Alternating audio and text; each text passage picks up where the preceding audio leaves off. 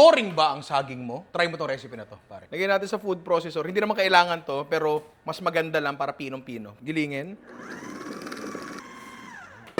Sali natin sa bowl. Yung blade tatanggalin po mamaya, hindi masarap yan. Asan yung baking powder natin? Ito. Nakita ko, di ba?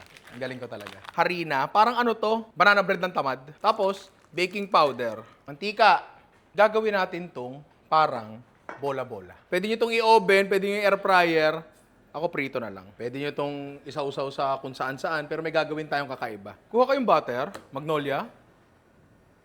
Baka naman. Ayan mo dyan. Brown sugar.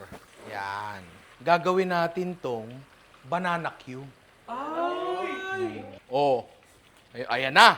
Nadikit-dikit na siya. Ang angas niya, no? Kala mo sweet and sa bola-bola. Pre, kapag yan sinerve mo sa inyo, tapos sinabi mong, would you like to have some banana Q? Ah, banana Q yan? Sasapakin ka na lang bigla. Yan ang the perfect bite. Ha? Ang sarap, tsaka di siya masyado mainit. Tikman mo, Amidi. Pero masarap, di ba? Oh. Sige, nguyain mo. Malalasa mo yung saging. Okay, di ba? Para siyang banana bread talaga. Try nyo to, pre, bago to. Alam mo ano pa bago? Ito, oh. Ninong Rye merch, pare. Meron tayong dalawang bago design. Merong Paul Medina, merong Mecca, pare. Saka syempre, sabayan nyo na rin ang perfume treats, pare. Jerome, lagay mo na lang dyan. Wala, hindi